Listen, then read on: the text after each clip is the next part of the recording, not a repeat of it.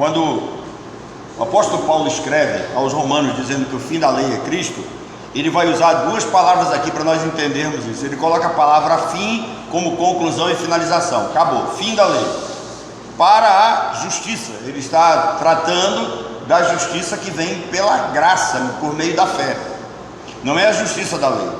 Então eu quero concluir essa temática apresentando três sentidos da expressão o fim da lei é Cristo. Primeiro, Jesus é a razão, a conclusão da lei. A lei, ela tem um ponto final aqui porque ela não prossegue mais. Ela vai sempre conduzir a Cristo.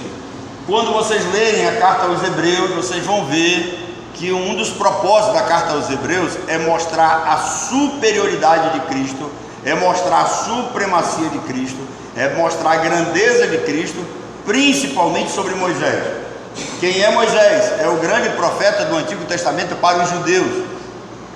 E os judeus ortodoxos não creem no Messias, para eles Moisés ainda está em vigor. E quando a carta aos Hebreus diz que Jesus é superior a Moisés, ele está falando da nova aliança, está falando do Novo Testamento, do novo pacto que há em Cristo para o fim da lei.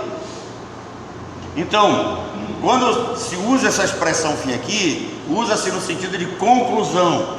Jesus, segundo o pensamento, é a total satisfação, o cumprimento da lei perante Deus. Só Ele cumpriu as exigências da lei, mais ninguém. Ele é a perfeição, Ele é o cumprimento total e geral da lei.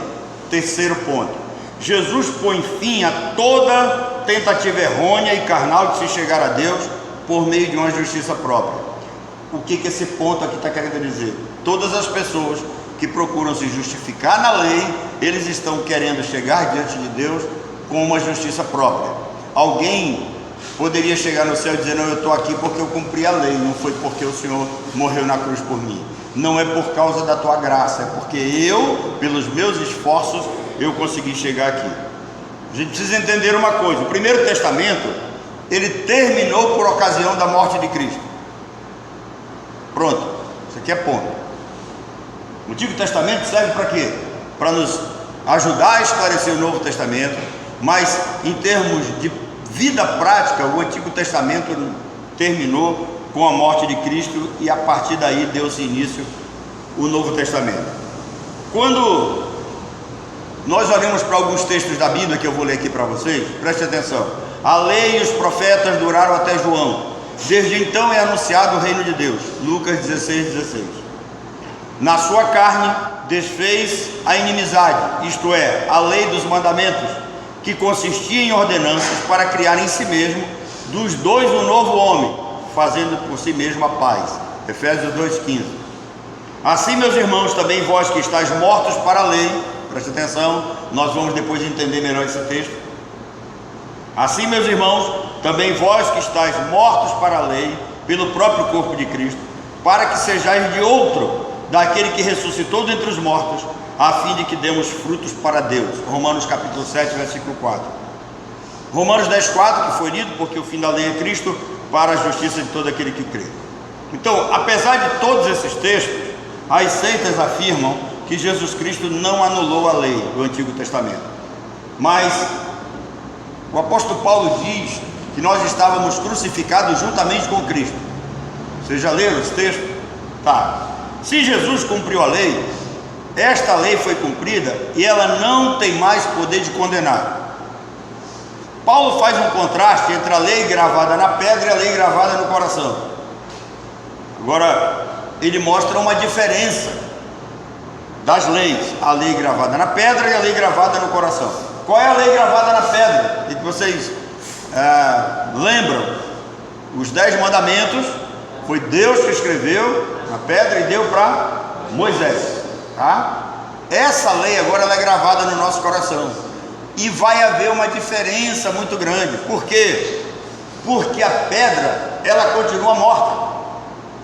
A lei gravada na pedra é pedra morta, a pedra não tem vida. Quando nós nascemos de novo, Deus tirou o coração de pedra e colocou o quê?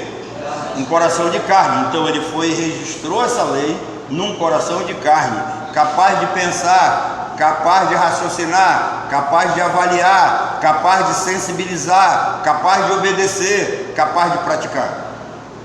Então, há uma diferença. O Evangelho, ele traz consigo a graça da regeneração. A sã doutrina, portanto, não é da letra, mas penetra o coração e reforma todas as faculdades interiores, de modo que a obediência é atribuída à justiça de Deus. Quando Paulo disse que o fim da lei é Cristo, ele tinha em mente toda a lei, e aqui eu quero chamar a sua atenção. A lei moral, a lei civil e a lei cerimonial, ela foi cumprida em Cristo, e nós não estamos mais debaixo de nenhuma delas. Portanto, é comum nós ouvirmos de que a lei moral ela está em vigor, mas inclusive a lei moral ela foi cumprida por Cristo e nós não estamos debaixo dela. Agora presta atenção, isso não significa que eu posso quebrar qualquer ponto dela. Isso não significa que eu posso matar, que eu posso roubar, que eu posso adorar ídolos, que eu posso adulterar, que eu posso mentir, entre outras coisas. Isso é fato, nós não podemos. Essa lei, ela permanece, de certa forma, para a prática nossa. Ela é repetida no Novo Testamento, não façam isso, mas ela não tem mais poder de condenar. Eu não sou obrigado a cumpri-la para justificação. Então, na regeneração, Deus gravou a lei nos nossos corações. Entenda isso. Aquilo que era gravado na pedra, quando o Espírito Santo nos regenerou, que nós nascemos de novo, Ele gravou essa lei no nosso coração. E aí ela deixou de ser uma imposição jurídica. Só para que vocês entendam. Por que que eu não passo o sinal vermelho quando eu tenho um verdinho lá no sinal? O que que vai acontecer comigo? Então eu não faço porque tem uma punição. Aqui é diferente. Nós não praticamos essa lei por causa da punição que ela tem, porque ela não tem mais punição sobre nós.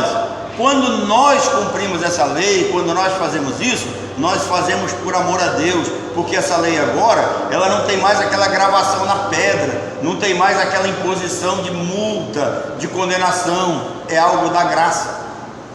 Eu pratico naturalmente, está gravado no meu coração, faz parte do meu interior a partir de agora. Então mudou, isso que eu quero que vocês entendam. Antes, o ser humano não fazia essas coisas, aliás, com medo de ser condenado, com medo de ser punido. Hoje não. Hoje nós vamos poder entender o resumo da lei: amar a Deus sobre todas as coisas e ao próximo como a nós mesmos. Eu não mato, eu não roubo, eu procuro não fazer coisas erradas por amor a Deus e por amor ao meu próximo, por amor àqueles que eu amo. É algo que está no nosso interior, foi mudado, foi transformado, não é mais aquela obrigação, e é isso que Paulo está dizendo.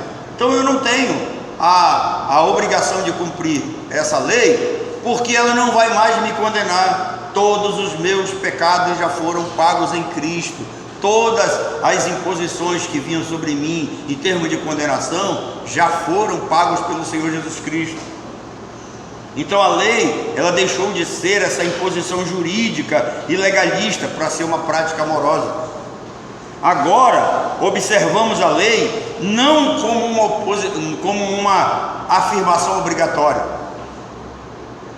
Nós não somos mais assim obrigados a cumprir isso, senão nós seremos condenados. Observem que o relacionamento com Deus e o seu povo lá no Antigo Testamento era: se quiserdes e me ouvirdes, comereis o melhor dessa terra.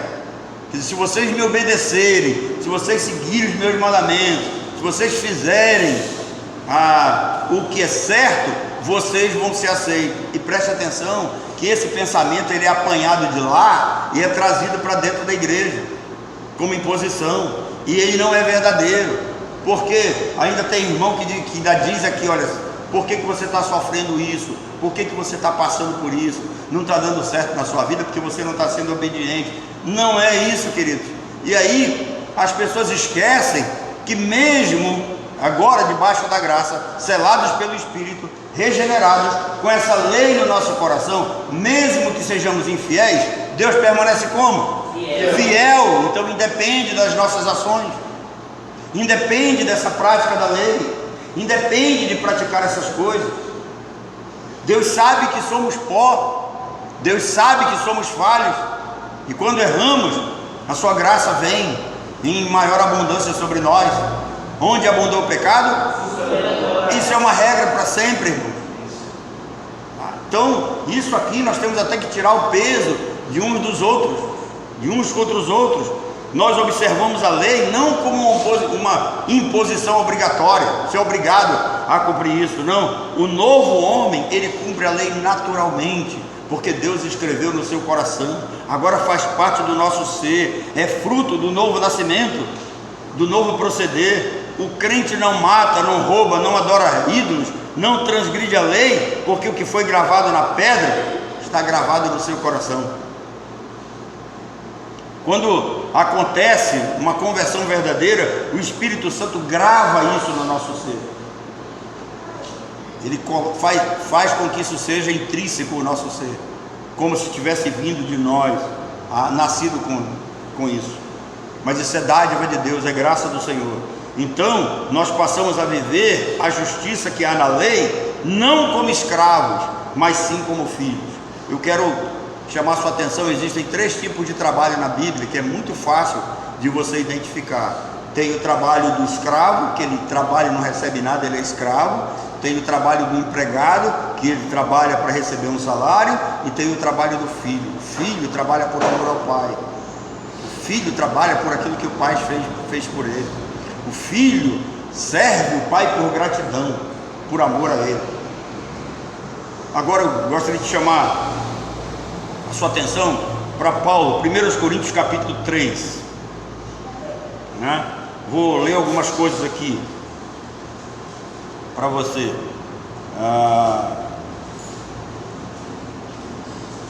2 Coríntios capítulo 3, versículos de 7 a 11. 2 Coríntios capítulo 3, versículos de 7 a 11, você vai acompanhando aí. Paulo vai dizer que o ministério da lei foi o ministério que trouxe a morte,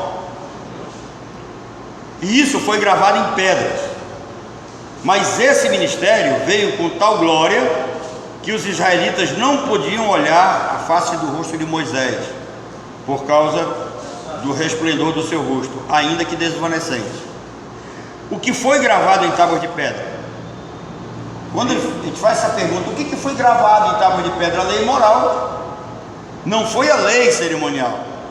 Então Paulo está dizendo, olha assim, esse ministério que foi gravado em letras de pedra, ele trouxe a morte. Mas a graça de Deus não, a graça de Deus traz vida. Esse é o mistério que trouxe a morte, ele foi gravado na pedra, enquanto o ministério da vida foi gravado no nosso coração. Por isso Paulo pergunta, não será o ministério do Espírito ainda muito mais glorioso? Paulo faz um contraste. Ele diz que esse ministério que foi gravado em pedra era algo passageiro, era algo que não produzia vida, e que aquilo que nós recebemos é muito maior, é muito mais glorioso, é muito mais profundo. E aqui de novo lembrando a superioridade de Cristo sobre Moisés, a superioridade de Cristo sobre a graça.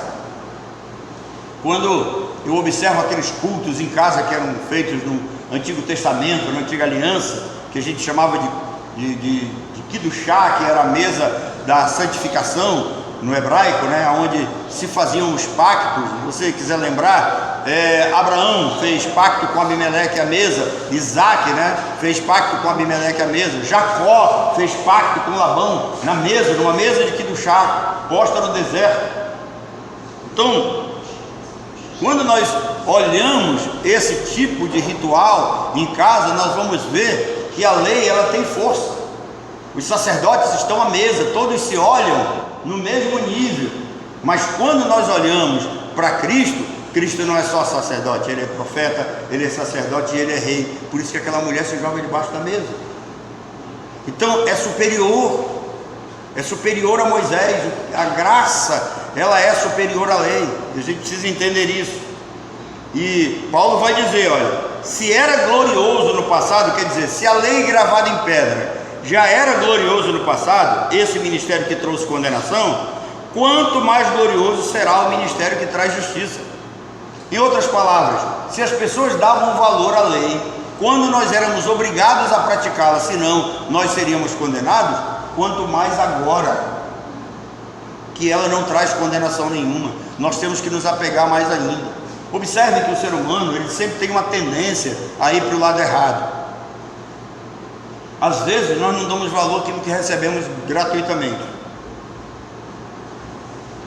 Nós damos valor àquilo que pagamos um preço alto. Então Paulo está dizendo, olha, se essa lei que vocês pagavam um preço alto já era glorioso para vocês, falando para o pessoal do Antigo Testamento, se vocês não cumprissem, vocês morreriam. E aqui só para deixar bem claro aqui, quando Deus disse que o povo deveria descansar no acampamento, lá no deserto, e que ninguém poderia fazer obra nenhuma no dia de sábado, teve um cara que foi apanhado, ele foi apanhado catando graveto, ele queria fazer uma comidinha escondida. Alguém lembra o que aconteceu com esse cara? Alguém chamou ele lá e disse, não faça isso, você está quebrando a ordem de Deus. Não, ele foi apedrejado. Para quê? Para que eles vissem o poder da lei. Então Paulo está dizendo, olha, se isso aí vocês já praticavam porque vocês eram obrigados, quanto mais agora vocês devem praticar por amor. Vocês não são mais obrigados a fazer isso como uma imposição que vai matar vocês. Não tem mais esse tipo de condenação. Façam por amor, porque está gravado no coração de vocês. Então ele diz, se era glorioso no passado o ministério que trouxe a condenação, quanto mais glorioso será o ministério que produz justiça, no caso que Cristo fez por nós. Pois o que outrora foi glorioso, agora não tem glória. Presta atenção, o que Paulo está dizendo? O que antigamente foi glorioso, ele está falando da lei gravada na pedra, ele está falando da lei moral. Aquilo que foi glorioso, agora não tem glória, comparado à glória insuperável, que é a glória de Cristo, que superou. Então a glória de Cristo cobriu toda aquela glória do passado. Essa glória do passado não faz mais sentido. O escritor da carta aos Hebreus diz o seguinte: para você estabelecer alianças, primeiro você tem que terminar uma e depois começar a outra. É o que Cristo faz com a sua morte. Ele põe fim à antiga aliança e ele dá início à nova aliança. Observem que quando ele vai cear, o que ele diz acerca do cálice? Esse cálice é a nova aliança no meu sangue, é nova, a partir de agora. As coisas velhas o que? Passaram, inclusive esse peso da lei moral, eis que agora tudo se fez novo. E se o que estava desvanecendo se manifestou com glória, quanto maior será a glória do que permanece. É o resumo que se faz desse texto de Coríntios. Mas ainda tem um outro texto para nós avaliarmos, e esse aqui eu vejo que Coríntios ele é mais teológico. Agora esse aqui é mais prático para nós entendermos.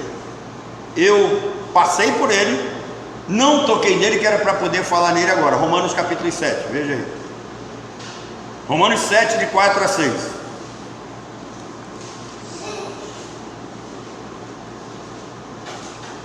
Quando nós estudamos o capítulo 7, eu passei por ele, por cima desse texto que era para tratar aqui. Romanos 7, versículos de 4 a 6. O verso 4 diz: assim, meus irmãos, também vós estáis mortos para a lei, por meio do corpo de quem? De Cristo, para que sejais de outro. Irmãos, o que tem, qual é o contexto aí? O contexto, Paulo está falando de família e casamento. Não sei se você prestou atenção, tá? Romanos 7.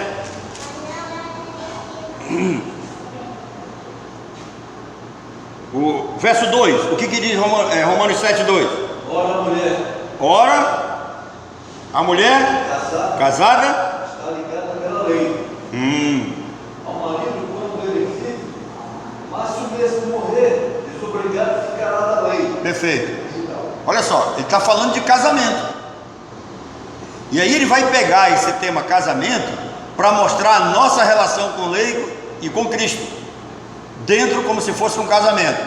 Então vamos lá. Ele diz assim: amados irmãos, vós que estáis mortos para a lei, por meio do corpo de Cristo, para que sejais de outro. O que ele está dizendo? Olha só, vocês morreram para a lei, e agora vocês estão livres para casar com outro. Então, nós morremos para a lei e ficamos livres para casar com Cristo. Isso aqui o contexto ensina, tá? E aí ele diz: quem é esse que nós casamos? Agora, que casar aqui é firmar aliança, compromisso.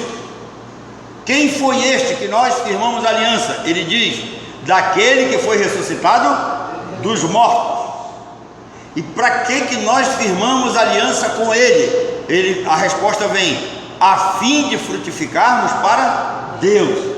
Foi Jesus quem disse: eu vos escolhi e vos designei para que vais e deis fruto, e o vosso fruto permaneça. Então, Paulo começa falando de uma relação de casamento, que ele quer pegar isso para ensinar para nós entendermos. A mulher está ligada pela lei ao marido enquanto o marido vive. Morreu o marido, ela está livre, vice-versa. Então, da mesma sorte vocês morreram para a lei. Se nós morremos para a lei, nós somos viúvos. Dentro dessa analogia, tá? Se você, acho que viúva aqui é só a Maria Rodrigues, agora todo mundo aqui está se sentindo como viúvo. Todos nós somos viúvos para a lei. E aí nós firmamos uma relação com Cristo. Para quê? Para frutificarmos para Deus. Aí Paulo, ele estabelece o fim da nossa relação com a lei.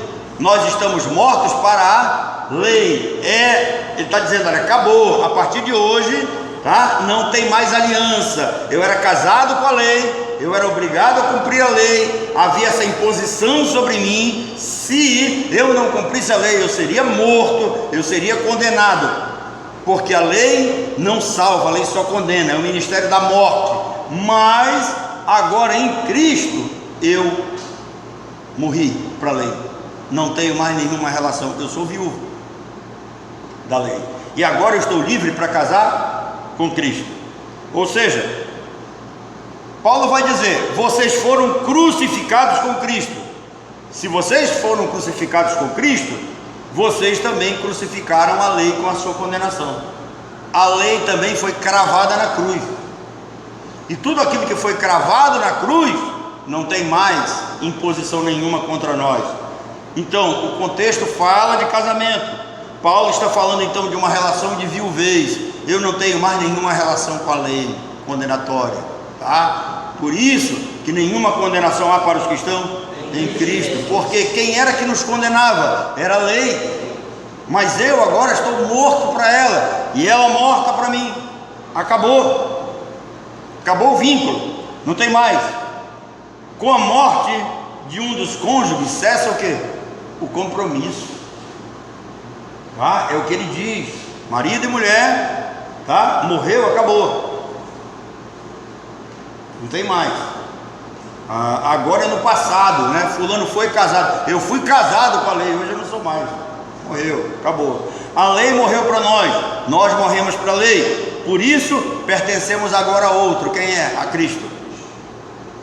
Viúvos da lei, casamos com Cristo e tivemos agora frutos de justiça que são vistos como filhos. Aqui eu quero chamar a sua atenção.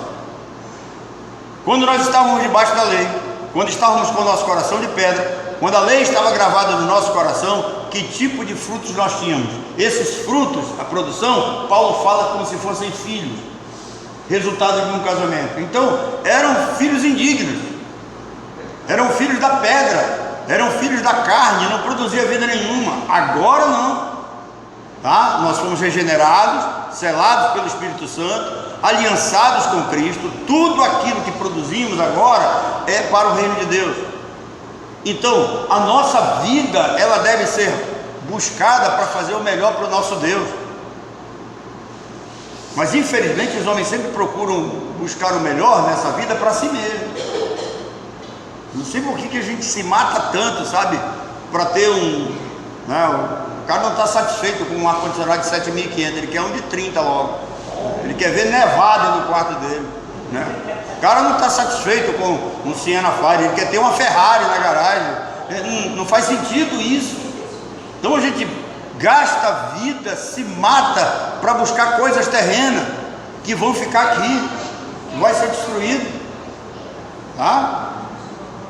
Não é como nós vimos quinta-feira na linha de tempo aqui. Então, antes nós precisamos lembrar disso. Antes nós produzíamos frutos para o mundo, agora nós temos que produzir frutos para Deus. Porque, irmãos, à noite eu vou mostrar uma coisa para vocês. Já tem nego morrendo aí do coração. Não sei se eu mandei para alguns aí, porque essa semana Israel vai entrar a pé na faixa de Gaza. É só você ler Sofonias capítulo 2, está escrito lá. E antes da volta de Cristo, Diná já pegou a Bíblia, está curiosa. É primeiro. Não vou nem dizer onde é que está o versículo. Aí diz que Israel vai, antes da volta de Cristo, próximo já, né, a volta do Senhor, Israel vai invadir Gaza e vai destruir as cidades lá todas, vão ser sitiadas. Isso pode acontecer a qualquer momento. Já tem nego dizendo: Jesus está às portas, o mundo vai acabar. Não sabem nada. Aí ontem me fizeram uma pergunta: mas pastor, e como é que o senhor sabe disso? Meu irmão, é só ler Bíblia. Os caras não lêem Bíblia, não estudam, não conhecem Bíblia. Se conhecesse, sabia dessas coisas, não andava atemorizado. O apóstolo Paulo escreveu aos Tessalonicenses: irmãos, eu não quero que vocês vivam atordoados, como ignorantes. Preste atenção, para Cristo voltar tem que acontecer isso, isso e isso. Mas o povo vive desesperado. Por quê? Porque a visão é terrena, é um povo materialista.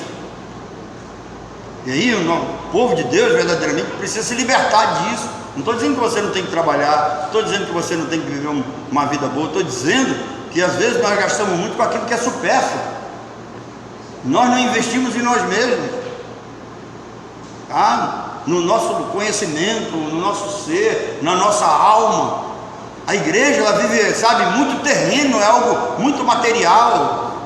Irmãos, preste atenção. Um dos pontos, eu vou dizer para vocês aqui agora, guarde aí. Um dos pontos que vai levar a igreja para a apostasia, a igreja em geral, só não os santos que serão preservados, mas a grande maioria são festividades materiais. Observe o quanto se gasta na igreja com festividade. O quanto se gasta com lazer. Eu sei de histórias que para aumentar R$200 no salário de um missionário é uma briga. Foi uma discussão. 20 minutos depois aprovaram mais de R$10 mil para fazer um retiro. Então a gente precisa, sabe, entender o que vai sensibilizar, o que é melhor para nós. É algo para dar alma. Essa lei que está gravada no nosso coração, ela precisa ser alimentada para que ela seja colocada para fora espontaneamente. Dificilmente nós vamos poder praticar amai-vos uns aos outros se nós não nos aproximamos uns dos outros, se nós nos mantemos distanciados uns dos outros. Se a gente se preocupa muito com a porta da nossa casa para dentro e esquece os outros lá fora, nós somos um corpo. Então, a lei moral, ela não produzia frutos dignos de arrependimento, porque antes nós éramos controlados pela carne. E a lei moral, ela despertava as nossas ações para a morte. Por quê? Veja aí, de novo, Romanos, aquele texto que eu pedi para você ler, verso 4 a 6.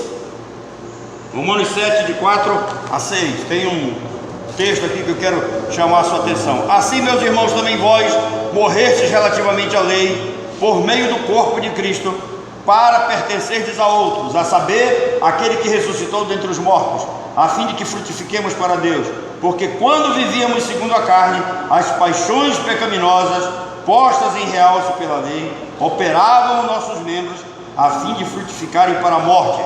Preste atenção, sabe o que ele está dizendo aqui? Quando nós vivíamos debaixo dessa lei moral, ela era ela que despertava as paixões. Aqui tem o princípio da indução. O que é a indução? Quando alguém diz assim: olha, não adulterarás com aquela lá, automaticamente o cara já vai olhar para ela.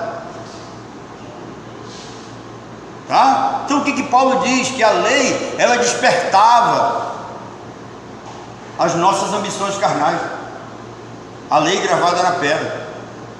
E ela gerava esse medo: não, mas se eu praticar eu vou ser condenado. Agora não. Agora é algo que está gravado no meu ser.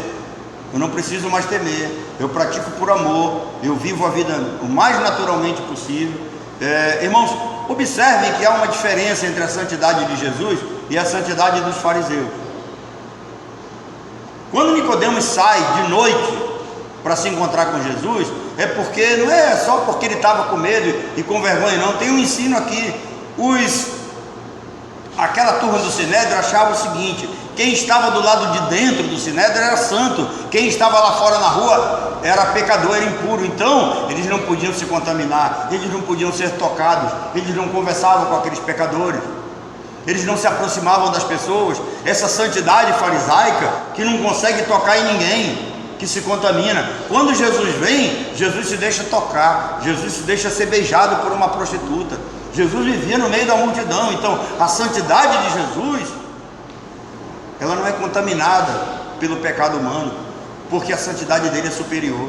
É isso que ele está querendo mostrar. Antigamente essa lei aqui só produzia filhos para a morte, ela despertava paixões carnais. Agora não. O crente, ele é controlado pelo Espírito Santo. Isso está intrínseco na sua alma, foi registrado no seu ser. Ele pratica isso por amor, ele sabe que é fruto da graça. Ele vai viver uma vida mais santa possível para não desagradar o Papai do céu. Então Paulo diz: a lei moral, ela despertava essas paixões. Quando casados com a lei, nós gerávamos filhos defeituosos, filhos problemáticos, filhos pobres, rebeldes, filhos feios, né? E olha que eu estou exagerando, porque nem filho de coruja é feio. Então, os verdadeiros monstros que nós produzíamos quando vivíamos debaixo da lei. Então a lei, ela sempre despertou desejos carnais e malignos. A solução foi casar com Cristo para gerar filhos de justiça. O verso 6 de Romanos, capítulo 7, versículo 6: agora, pois, libertados da lei, estamos mortos para aquilo que estávamos sujeitos. Mais uma vez, ele traz de novo o pensamento da viuvez. Agora nós estamos viúvos, mortos para a lei, fomos libertos do jugo e da condenação da lei. Verso 6 continua: mas agora estamos livres dela, nós não estamos mais sujeitos à condenação, nós morremos, somos viúvos, estamos separados. A letra gravada em pedra caducou, Paulo diz, ela envelheceu, ela morreu, ela não tem mais domínio sobre nós. Agora nós servimos a Deus em novidade de vida, vivos para a glória de Deus por meio do seu Espírito. O Espírito Santo é vida, e é vida eterna. Portanto, com a lei gravada em nossos corações, nós produzimos frutos de justiça. Que frutos são esses? Fruto do Espírito: amor, alegria, paz, longanimidade, benignidade, bondade, fidelidade, mansidão e domínio próprio. Irmãos, o nosso mundo está se tornando tão insensível que as pessoas vivem com o coração cheio de mágoa e de ódio, passam isso e não percebem. Faça um teste com você. Quando você for se irritar com qualquer coisa, agora você tem um aparelho, bota o celular para gravar aquilo que sai da tua boca, e depois você procura ouvir aquilo que você falou. Vocês já prestaram atenção que a nossa voz no celular é diferente do nosso ouvido?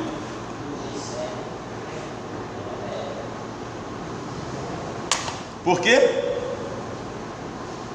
Porque o ouvido faz um trabalho agradável para você. Da mesma forma, quando nós colocamos para fora ainda esses atos de injustiça que vem lá da lei de pedra gravada no nosso coração, quando a gente põe isso para fora e a gente não grava, o nosso ouvido trabalha, soa bem ao nosso ouvido, mas quem está do lado, quem ouve, sabe o que você tem no coração. Então, essa lei gravada no nosso coração, sobretudo, ela nos chama a tentarmos ouvir a nossa voz como ela é, não aquilo que o nosso ouvido passa. O nosso ouvido nos engana. Não sei se você já prestou atenção como é que é formado o seu ouvido. Já prestou atenção? Isso aqui é um salão. Aqui dentro tem uns ossinhos chamados martelo, bigorna, porque aquilo que entra, ele trabalha e joga para o seu cérebro como algo fantástico. Mas na realidade não é. Tome cuidado com ele. Porque o ouvido engana aquilo que a boca fala. E o Tiago diz que a nossa língua ela é ferina. Bom, então a gente precisa pensar nisso, porque é resultado dessa questão aqui. Nós não servimos mais a letra em pedra. Nós vivemos e servimos pelo Espírito, que produz naturalmente frutos para a glória de Deus. Irmãos, que Deus nos abençoe. Eu espero que o ensinamento de hoje tenha sido assim, né? Foi dada uma aprofundada na teologia. A gente trouxe alguma coisa mais profunda para você entender o que era o antes e o que era depois, o que é a lei gravada em pedra, velho homem morto em seus delitos e pecados, produzindo coisas carnais, e agora, né, no novo nascimento, Deus vai, pega essa mesma lei e coloca no nosso coração. Cristo vai e diz que Ele nos chamou para a liberdade. Nós somos livres para praticar isso como um ato de amor, como um ato da graça de Deus. Alguma pergunta?